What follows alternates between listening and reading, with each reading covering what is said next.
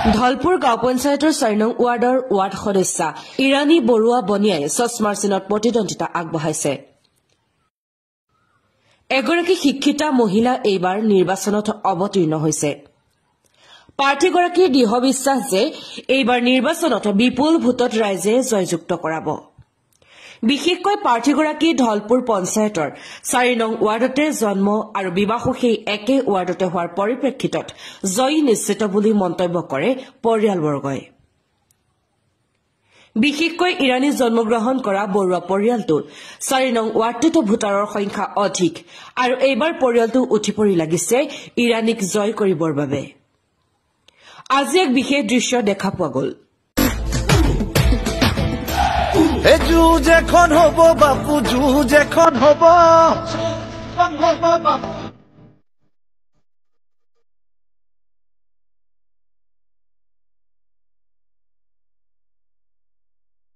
ইৰাণীৰ সমৰ্থনত ওলাই আহিল পৰিয়াল দুটাৰ 3 সহস্ৰাধিক পুৰুষ মহিলা। উল্লেখযোগ্য কথা যে ধলপুৰ গাঁও পঞ্চায়তৰ 4 নং ৱাৰ্ডটোত ভোটৰ সংখ্যা আছে 575টা। জয়ী হবৰ বাবে যিমান ভোট লাগে তাতোতকৈ অধিক ভোটাৰ ইৰাণীৰ লগত স্বতঃস্ফূৰ্তভাৱে ওলাই অহাত জয় নিশ্চিত বুলি ইৰাণীয়ে সংবাদ মাধ্যমৰ আগত জানিবলৈ দিয়ে।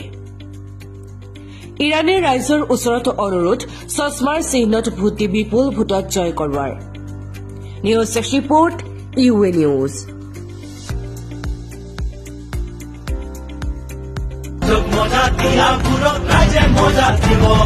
যুঁজ এখন হ'ব।